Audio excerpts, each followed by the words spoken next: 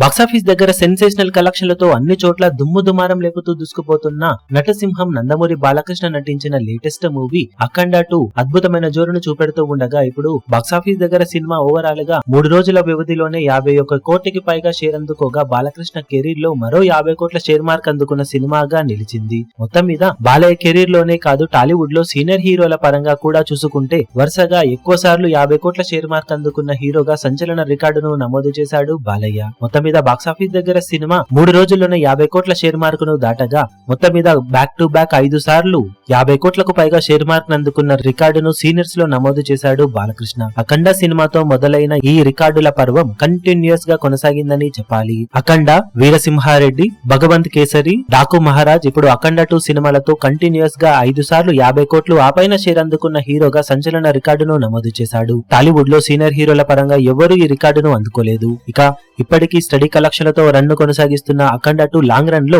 మరోసారి 75-80 కోట్ల share mark ను అందుకునే అవకాశం కనిపిస్తూ ఉండగా అదే కనుక జరిగితే బ్యాక్ టు బ్యాక్ 5 సార్లు 70 కోట్ల మార్కును అందుకున్న హీరోగా రికార్డులకెక్కుతాడు బాలయ్య. మరి లాంగ్ రన్ లో సినిమా ఎంతవరకు జోరును చూపించి బ్రేక్ ఈవెన్ మార్క్ వైపు పరుగులు పెట్టగలుగుతుందో చూడాలి. ఈ వీడియో మీకు నచ్చినట్లయితే లైక్ చేయండి, షేర్ చేయండి, ఛానల్ ను సబ్స్క్రైబ్ చేయడం మాత్రం మరవకండి. ఏ చిన్న అప్డేట్ ను మిస్ అవ్వకూడదు అనుకుంటే బెల్ ఐకాన్ ను ప్రెస్ చేయండి.